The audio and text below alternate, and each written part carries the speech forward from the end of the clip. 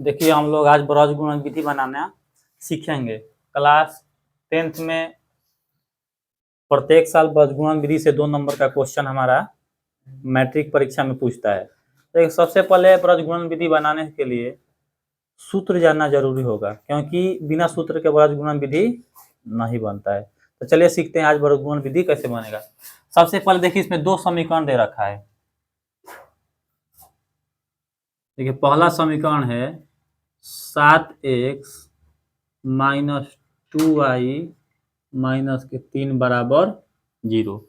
सबसे पहले इसको हम क्या करते हैं, इसको समीकरण हम 1 मान लेते हैं। अब यहां से देखिए दूसरा समीकरण क्या है हमारा, 22x माइनस 3y माइनस के 16 बराबर 0। इसको हम क्या मान लिए, समीकरण 2। सबसे पहले ब्रज गुणन बनाते समय 2 समीकरण दिया होगा, उसको समीकरण 1 और समीकरण 2 हम मान लेते हैं। अब इसके बाद देखिए क्या करेंगे कि इसमें मान खोजेंगे। तो मान खोजने के लिए देखिए सबसे पहले यहाँ पर लिखेंगे a1 b1 c1।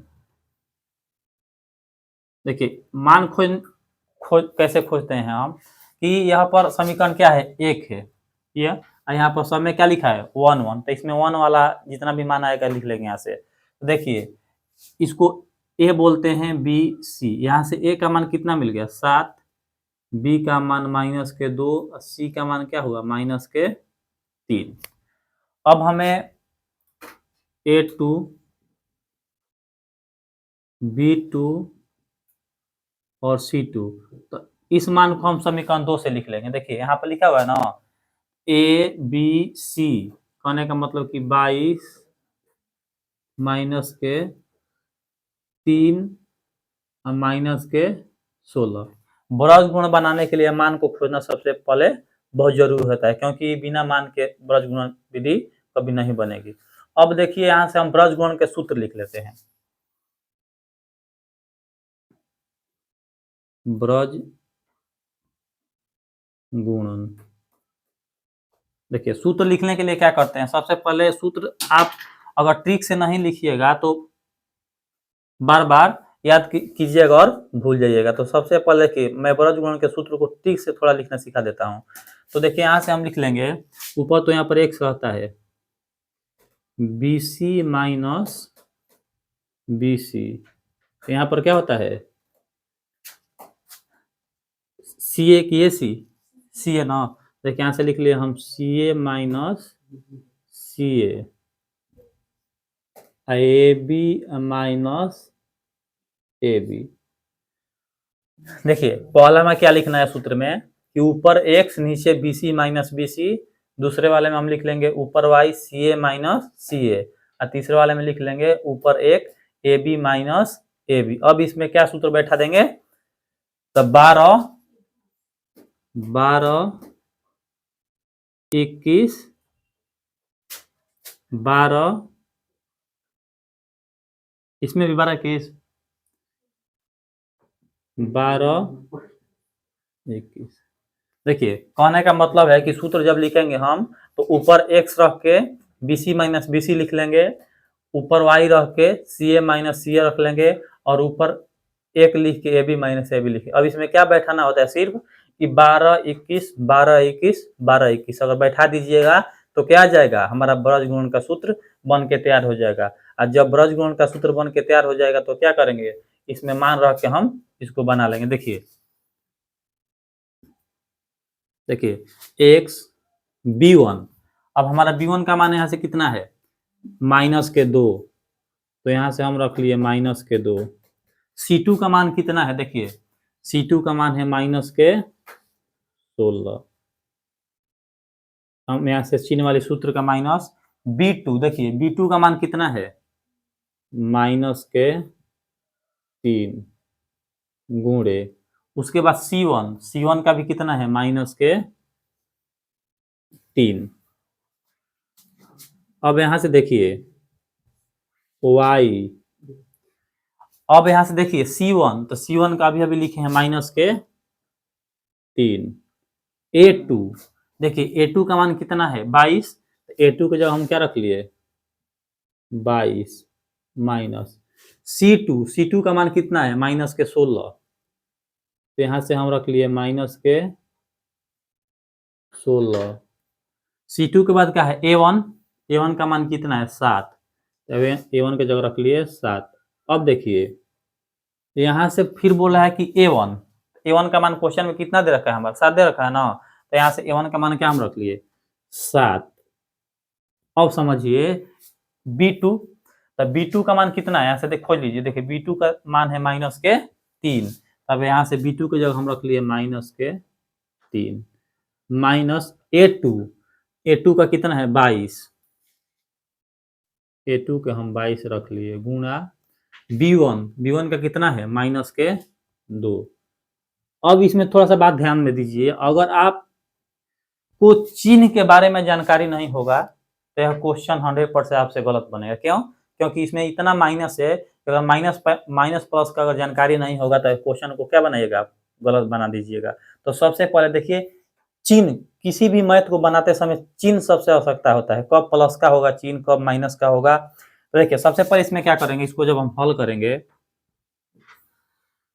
देखिए यहाँ से यह एक साथ है और यहाँ से यह क्या है अलग है, तो देखिए माइनस माइनस यह क्या हो जाएगा लड़के प्लस, तो 16 दूनी 32। देखिए सबसे पहले बीच वाली संख्या को हम ऐसे छोड़ देते हैं, ये माइनस ये भी माइनस, तो माइनस माइनस ये भी क्या हो जाएगा प्लस, 3 के 9, आइए सूत्र का माइनस हो गया यहाँ से।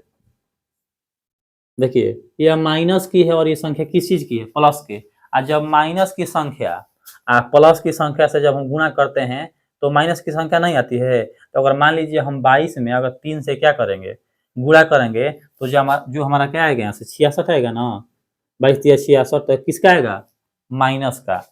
अब देखिए यहाँ पर भी माइनस है और यहाँ पर भी माइनस है, इसमें माइनस नहीं है, तो माइनस माइनस से क्या हो जाएगा लड़के प्लस, और 16 के पारा 7 हरी पढ़ेंगे तो कितना आएगा 112 आएगा, तो यहाँ से हम लिख लिए 112। अब देखिए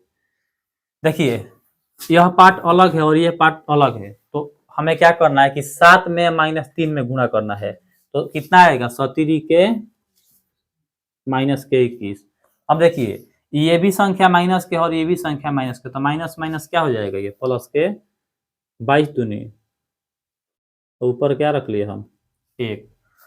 अब देखिए यहाँ से हम क्या करेंगे कि x, मान लीजिए अगर 32 में से हम कितना कम करना है 9, तो कितना बचेगा 23 ना, तो यहाँ से हम लिख लिए नीचे यहाँ पर कितना 23। अब देखिए 66, यहाँ से 112 है प्लस का है और 66 किसका है माइनस का है, तो ऐसे में घबराइएगा नहीं, क्या करते हैं कि बड़ी वाली संख्या में से छोटी वाली संख्या को हम घटा लेते हैं, ठीक है ना, और जो बड़ी वाली संख्या की चिन्ह होती है उसको क्या करते हैं हम लिख लेते हैं। अब ध्यान से देखिए यहाँ से कि मान लीजिए अगर 112 में से 66 घटाएंगे तो कितना बचेगा, कितना 46।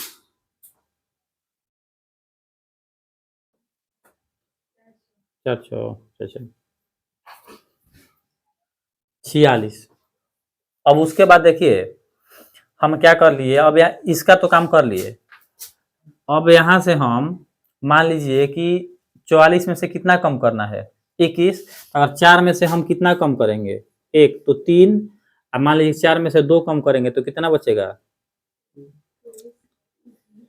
2, 23 यहाँ से हो जाएगा। अब देखिए इसका चिन्ह क्या है प्लस का है, तो इसका चिन्ह माइनस का, तो बड़ी वाली संख्या का प्लस के, तो यहाँ पर भी क्या जाएगा प्लस का। अब देखिए यहाँ से हम क्या करेंगे, इसको 2 भाग में बांट देंगे। देखिए यहाँ से हम इसको क्या करेंगे 2 भाग में बांट लेंगे। देखिए एक x है ना, तो लिखेंगे कि x बटा 23, और जो ये वाली संख्या है ना 3 नंबर वाली, इसको क्या करेंगे इसके साथ ले जाकर रख देंगे एक बार, 1 बटा, अब क्या करेंगे कि y बटा इधर क्या हुआ अच्छा 46, इसके साथ भी रख देंगे 1 बटा, मतलब कि कहने का तात्पर्य है कि तीसरी वाली जो संख्या हमेशा एक बार x के बराबर में लगती है, एक बार y के बराबर में लगती है। अब जब हम क्या करेंगे देखिए इसमें क्या होता है कि नीचे से नीचे संख्या कटती है, तो देखिए 23 से हम 23 को क्या कर लिए, कटा लिए। अगर हम गुणा भागा करेंगे तो x का मान कितना बचेगा, देखिए 23 एकम 23 और 23 दूनी 46। अगर हम गुणा भागा इसको करेंगे तो कितना बचेगा हमारा, y बराबर कितना आ गया 2। कहने का मतलब कि जो क्वेश्चन में पूछ रहा था कि ब्रज गुणन विधि से x और y का क्या निकालना था, हमें मान निकालना था, तो x का मान कितना आ गया 1 और y का मान कितना आ गया 2। जब भी आपको परीक्षा में ब्रज गुणन विधि से क्या करेगा, पूछेगा कि ब्रज गुणन विधि से मैथ को हल कीजिए, तो इसी हिसाब से कर लीजिएगा, तो आपका परीक्षा में 2 नंबर क्या हमेशा मिल जाएगा।